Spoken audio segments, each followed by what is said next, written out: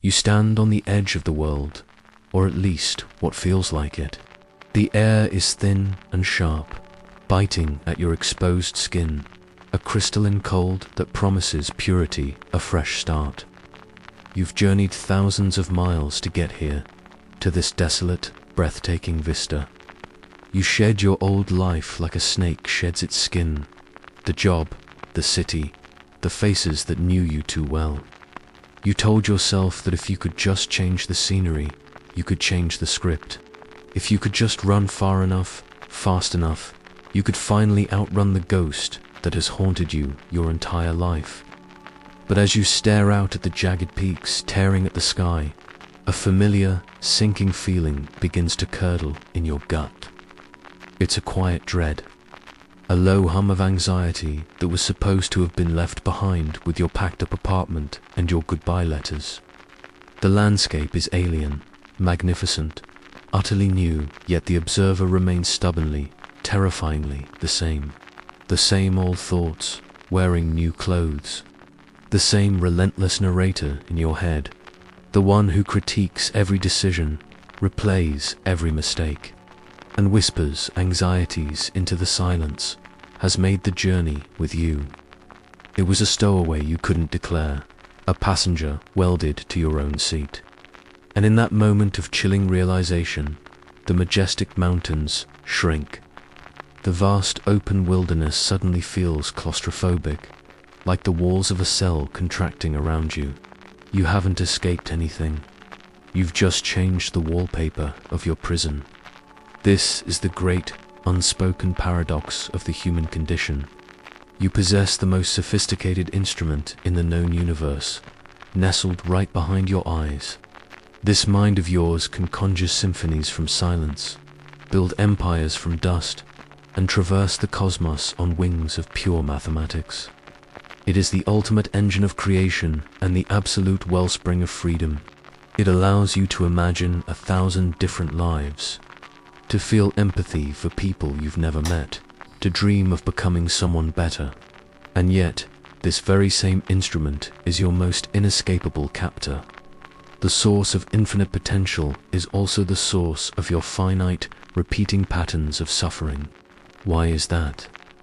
Why does the one thing you truly own, your consciousness, so often feel like it's owned by something else, something stubborn and hostile, and utterly immune to your commands? You can curate your entire external world. You can block people on social media. You can move to a new country. You can change your name. You can sculpt your body in the gym. You are the architect of your reality in every measurable way except one. You cannot fire the narrator in your head. You cannot evict the tenant who leaves remnants of past traumas scattered in the hallways of your memory. You can't simply decide to stop feeling the sting of a decade-old betrayal or the chronic, low-grade fear of an uncertain future. Who, then, is the you that wants to escape? And what, precisely, is it that you are trying to escape from? Are they not one and the same entity, locked in a civil war where both sides are you? This isn't a battle you can win with force.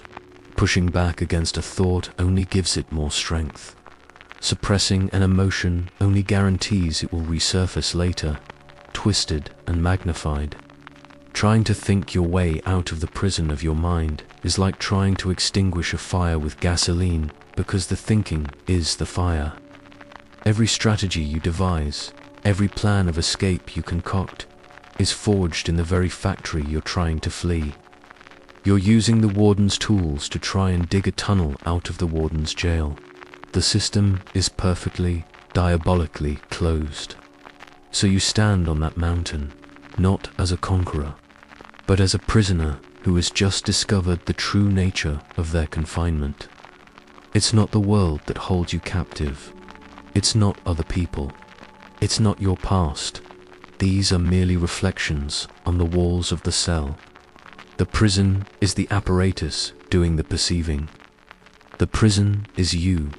This profound, terrifying sense of being trapped inside yourself is not a personal failure. It's not a sign that you are uniquely broken. It is a fundamental, architectural feature of the human mind, a ghost in our collective machine. Its blueprint has been drawn by forces far older than you forces of biology, evolution, and philosophy that have, with the best of intentions, built a cage around your soul. And to even begin to imagine a life of freedom, we must first dare to look at the blueprints. We must understand the architects. The architects, you must understand, are not shadowy figures in a secret room. They are the very ghosts of your own biology and history. Their blueprints encoded in your DNA and etched into the language you use to think. This prison of the mind wasn't built to punish you. It was built to protect you. It is a fortress designed for a world that no longer exists, and you are the modern monarch rattling around in an ancient, obsolete castle. The first and oldest architect is evolution itself. Your mind is not engineered for perpetual bliss, boundless creativity, or deep philosophical contentment. It is a survival machine, honed over millions of years of brutal, unforgiving trial and error. Deep in its core, in the primal, reptilian structures of your brain, sits a sleepless watchman. This watchman's only job is to scan the horizon, both the outer world and your inner landscape, for threats. It is pathologically obsessed with what could go wrong. This is the source of that low-grade hum of anxiety, the voice that whispers, "What if?" In your moments of quiet. It operates on a simple, effective principle. It is better to mistakenly see a predator in every shadow than to miss the one shadow that actually holds a predator. This negativity bias was a brilliant adaptation for a creature on the savannah. In the modern world, however, it has become a tyrant. It finds threats not in charging mammoths, but in unanswered emails, in awkward social interactions, in the imagined judgments of strangers. It paints the world in shades of potential danger, making true peace feel like a dangerous lapse in vigilance. You are living in the safest time in human history, yet you are running the software of a terrified animal. The second architect is the ego, the great storyteller. As human consciousness became more complex, we needed a way to navigate the intricate web of social reality. We needed an identity, a protagonist for our own life's movie. The psychoanalysts of old had names for this frantic manager of the soul, this I that you believe yourself to be. This I is a beautiful, necessary, and profoundly dangerous creation. It is a story woven from the threads of your memories, your beliefs, your accomplishments, and your wounds. It gives you a sense of coherence, of stability. But here is the fatal catch. The storyteller has become hopelessly identified with its own story.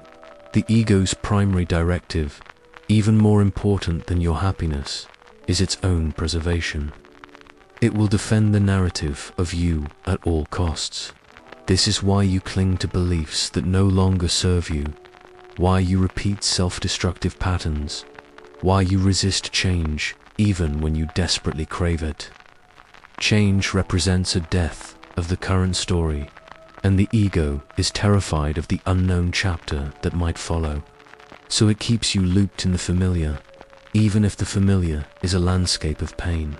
It is the obsessive curator of a museum dedicated to a person you once were, refusing to allow any new exhibits that might contradict the official biography. And the third, most subtle architect is philosophy itself. It was the great thinker, René Descartes, who took a scalpel to reality and made the cut that has defined the modern Western mind. Cogito, ergo sum. I think, therefore I am. With these 4 words, a chasm was opened between the thinker and the world. You became the ghost in the machine, a disembodied consciousness looking out at reality through the windows of your eyes. Your body became a vessel, your emotions became inconvenient data, and your thoughts became the purest expression of your being. This idea is so deeply embedded in our culture that we don't even see it as a philosophy, we see it as the truth. We believe we are our thoughts. We are the voice in our head. Eastern traditions, in contrast, have for millennia proposed a radically different view, that you are not the voice, but the one who hears the voice. That you are not the thoughts, but the silent, spacious awareness in which thoughts arise and fall like clouds in the sky. But we have inherited the Cartesian split, and it has left us feeling profoundly alone, isolated not only from the world, but from our own bodies, from the very core of our being. These three architects have conspired to build your cage. Your biology wires you for fear. Your psychology traps you in a story. Your philosophy convinces you that the story is all you are. This is the hidden engine driving your behavior. It's why you procrastinate on your dreams. Your ego fears the failure that would tarnish its story. It's why you endlessly ruminate on the past. Your survival brain is trying to learn from old threats. It's why you feel like a detached observer of your own life. Your inherited philosophy has told you that's exactly what you are. You believe you are making conscious choices, but you are often just a puppet. Your strings pulled by these ancient, invisible forces. You are a ghost, haunted by the survival instincts of a reptile, ruled by the fragile pride of a storyteller, living in a world defined by a long-dead philosopher. The real tragedy, however, isn't the existence of this machine, it's that we have been taught to be completely unaware of its operation.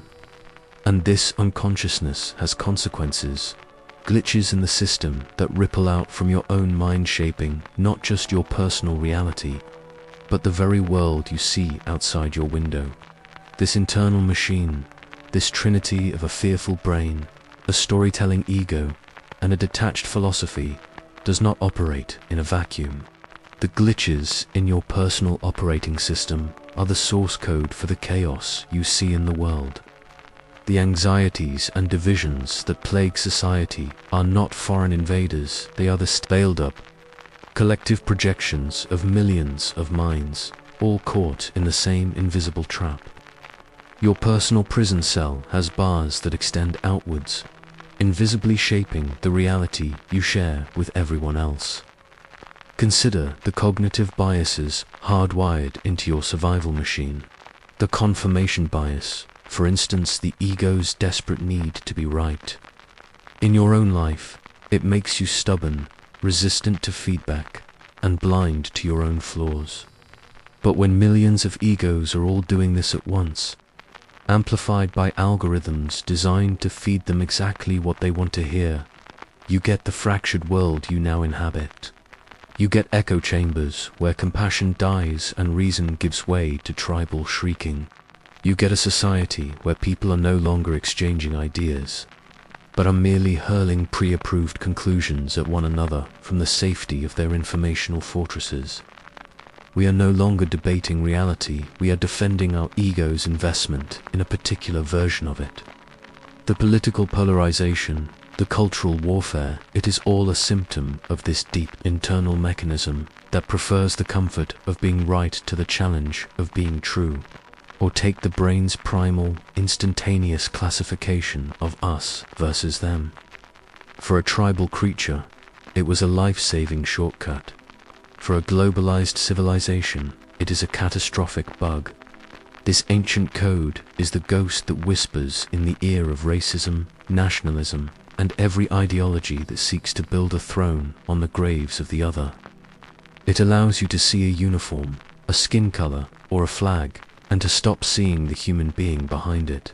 It reduces the infinite complexity of another soul into a simple, threatening label that your primal brain can easily process and dismiss. And so we live in a world brimming with the technology for connection, yet we have never been more expert at drawing lines, building walls, and dehumanizing those on the other side. These are not political failings, they are neurological failings, playing out on a global stage. The very act of living inside this mental prison physically rewires your brain. Every time you indulge a familiar loop of anxiety, Every time you replay a painful memory, every time you tell yourself the same old story of why you aren't good enough, you aren't just thinking. You are deepening a neural pathway. You are carving a groove, making it infinitesimally easier for your brain to run that same toxic program again tomorrow. Over time, these grooves become canyons. You become neurologically addicted to your own familiar brand of suffering. Your ego, the prison's warden, actively collaborates in this. It prefers the certainty of your known misery to the misery of profound uncertainty. And so you stay in the job you hate, the relationship that drains you, the life that feels like a cage, because leaving would require dissolving the story of who you are. It would mean stepping into the terrifying, liberating emptiness of the unknown. The prison walls are not just psychological, they are neurological, reinforced with every thought you have. Our culture, far from offering a key, has become a mass production facility for these cages. It is a system expertly designed to keep you looking outward, forever seeking the fix that is just one purchase, one promotion, one more like away. It preys on the ego's manufactured sense of lack, whispering that you are incomplete and that the solution lies somewhere out there. Social media provides a global stage for the persona, the curated mask, rewarding the performance of a perfect life while deepening the private shame of our imperfect reality.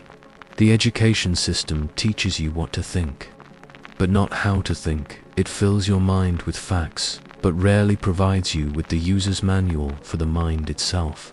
The entire apparatus of modern life is a grand distraction, a carnival of noise designed to keep you from ever sitting in silence long enough to ask the most dangerous question of all: who is the one experiencing all this? This is the ultimate, unseen consequence. We are living in a world built by and for the prisoner. We are all staring at the flickering shadows on the cave wall, arguing about their meaning, fighting over their ownership, all while remaining utterly oblivious to the fire behind us, to the reality that we are not the shadows, but the ones chained up, watching. We treat the symptoms, the political rage, the ecological devastation, the epidemic of loneliness, without ever diagnosing the disease, the catastrophic malfunction of the human mind. We are trying to solve external problems with the very same internal mechanism that created them. But what if the prison door has been unlocked the entire time? What if the strength of the warden comes not from his power, but from your unquestioning belief that he is in charge?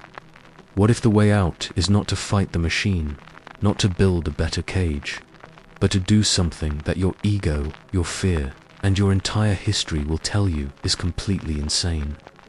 The insane act required to dismantle a prison built of thought is not to think harder, it is to stop thinking you are your thoughts. The radical shift in perspective, the one whispered by mystics and Stoics and quantum physicists alike, is this: you are not the voice in your head, you are the one who hears it. You are not the storm of emotion that rages within you, you are the vast, silent, unchangeable sky in which the storm appears and, just as surely, disappears. The clouds of anger, the fog of anxiety, the lightning flashes of brilliant ideas, they are all temporary weather patterns. They can obscure the sky, but they can never, ever harm it. The discovery that you are the sky, not the weather, is the master key that unlocks every door of the prison. This is a revolution in identity known as disidentification. It is the beginning of all true freedom. For your entire life, you have been hypnotized into believing that you are the character in the movie of your life. You have suffered with them, celebrated with them, and been terrified for them. The way out is to realize you are not the character. You are the awareness watching the movie projected on the screen of consciousness. This doesn't mean the movie stops playing. The drama, the plot twists, the tragedies will continue. But you are no longer lost in the story. You are watching from a place of quiet knowing, a place of profound peace.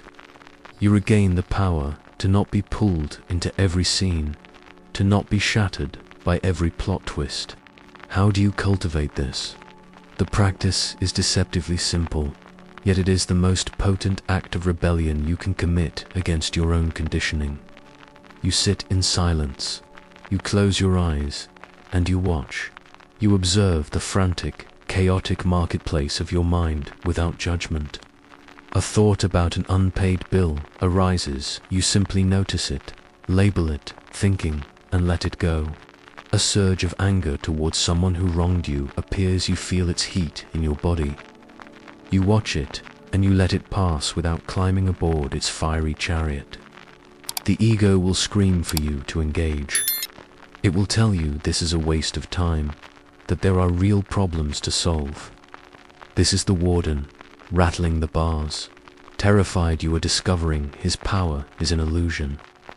Every moment you spend simply observing your mind without being consumed by it, you are reclaiming territory. You are weakening the neurological superhighways of habit and strengthening the quiet footpath of awareness. This isn't about achieving a blank mind, it's about achieving a free one. You then pair this observation with a radical embrace of what the ego fears most: impermanence. The storyteller self wants to build a monument of identity on solid ground. But the truth, as the Buddha taught, is that you are living in a river.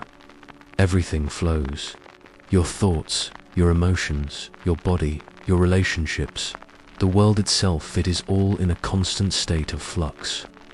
Your suffering comes from trying to grasp the water, from trying to build a dam against the current. To break free is to let go, to open your hand and allow the river of experience to flow through it. When a painful emotion arises, you stop resisting it. You allow it to be there fully, knowing it too is a cloud that will pass. Paradoxically, the moment you stop fighting an emotion is the moment it loses its power over you. The great Stoic philosophers knew this. They didn't seek to eliminate hardship, they practiced it. Men like Seneca would intentionally live in poverty for a few days, or Marcus Aurelius would meditate on the worst possible outcomes. They were not being pessimistic, they were training their minds. They were leaning into discomfort, teaching their primal survival brain, I can handle this. They were showing the inner watchman that most of its alarms are false. By voluntarily facing your fears in small, manageable ways, you are not just building resilience, you are reprogramming your own neurology. You are teaching the ghost in the machine that you are no longer its slave. You are showing the storyteller that the protagonist is far stronger and more adaptable than the old script ever allowed. From Viktor Frankl discovering in the hell of Auschwitz that his inner freedom of choice could not be taken from him, to the artist who enters a state of flow where the ego dissolves and creation pours. Through them, history is filled with those who found this key. They discovered that freedom is not an external condition, but an internal stance. This is the beginning of building a new mind. You are not fighting your old nature. You are transcending it. You are not destroying the ego. You are demoting it from its role as tyrant to its proper role as a tool. You are learning to wield your own consciousness rather than be wielded by it. This is real power. It is the discovery that the entire architecture of the prison, which seemed so solid and terrifying, is made of smoke. It is held together only by your unquestioning belief in it. But as you learn to simply watch, to allow, and to let go, the walls begin to thin. The voice of the warden grows faint. You are taking back control. This process is more than a set of techniques for a happier life. It is a fundamental transformation of the self. As you step out of the perceived confines of the mind, you don't just find peace. You find that the reality you are stepping into is profoundly different from the one you knew, and your place within it is more vast and mysterious than you ever allowed yourself to imagine. For so long, the goal was to escape, to break out of the prison of the mind and step into the free air of reality. You have dismantled the warden's authority. You have seen the walls for the smoke they are, and you have learned to quiet the noise. But as you stand in this newfound stillness, you are about to discover the final, most profound truth of this entire journey. The great revelation is not that you have successfully escaped the prison, it is that there was never a prisoner to begin with. The entire struggle, the agonizing feeling of being a fragile you trapped inside a skull, was built on a single, fundamental illusion.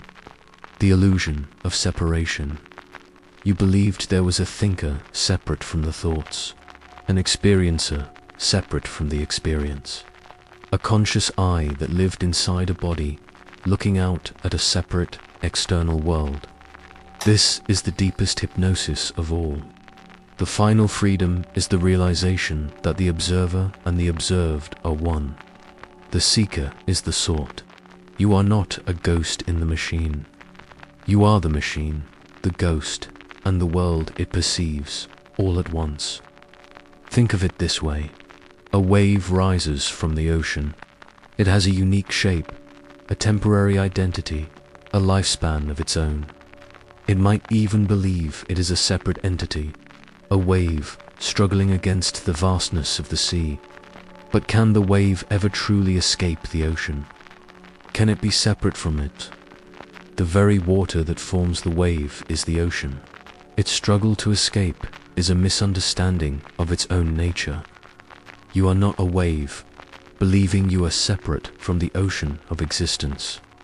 You are the ocean, temporarily expressing itself as a wave. The attempt to escape your own mind was the wave trying to run from the water. It was a journey based on a magnificent, tragic, and ultimately false premise. This realization reilluminates everything. The chronic loneliness you felt was the ache of the part believing it was disconnected from the whole. The constant anxiety of the ego was the frantic effort to protect a temporary identity. A sandcastle built at the edge of the cosmic tide, destined to be washed away. The endless striving, the desperate need for validation, the fear of death, all of it was rooted in the mistaken identity of being a fragile, isolated fragment. You were not fighting your mind, you were fighting your own boundless nature, trying to cram the entirety of the ocean into the shape of a single, fleeting wave. The freedom you were seeking is not found in a quiet mind or a peaceful, emotional state. True freedom is the recognition of what you fundamentally are. You are not the biographical self, the collection of memories and plans called you. That is just a story, a pattern. You are the consciousness in which that story appears. You are the awareness that is reading these words right now. This awareness has no name, no age, no gender, no nationality. It is the same awareness that looked out through the eyes of the Buddha, of Einstein, of every ancestor who ever gazed at the stars. It is the universe's way of becoming conscious of itself. You are not a person who has consciousness, you are consciousness, temporarily manifesting as a person. When this shift occurs, the war ends. Not because you have one, but because you see there was never an enemy. The thoughts, the fears, the ego, they are no longer personal afflictions. They are impersonal events, arising in the vast space of your awareness, like clouds in the sky. You are no longer their victim. You are their witness. And in that silent, spacious witnessing, you discover a peace that is not dependent on circumstances, a love that is not conditional. It is the peace of the ocean beneath the turmoil of the waves. This is not an endpoint, but a beginning. It is an invitation to live from this deeper ground of being. This journey of inquiry, of peeling back the layers of illusion, is the very purpose of this channel. Just as we might explore the haunting beauty of an abandoned place like river country or the mysteries of a forgotten discovery island, we are here to explore the abandoned interiors of the self. to uncover the forgotten truths of our own consciousness. We are here to pull at the threads of the mundane until they unravel to reveal the sacred. So the final call to action is not to do anything, but to be something. To be the awareness. The next time a painful thought or a difficult emotion arises, do not ask, "Why is this happening to me?" Ask, instead, a deeper question. What is it that is aware of this feeling? Look for the looker. Chase the sense of I back to its source. Do not be surprised if it dissolves into nothing, and do not be surprised if that nothing feels like everything. The answer will not come in words. It will come as a silent, vibrant, all-encompassing peace. And in that silence, you will finally understand. You were never in prison. You were, and always have been, the entire universe, dreaming that you were a prisoner. And now it is time to wake up.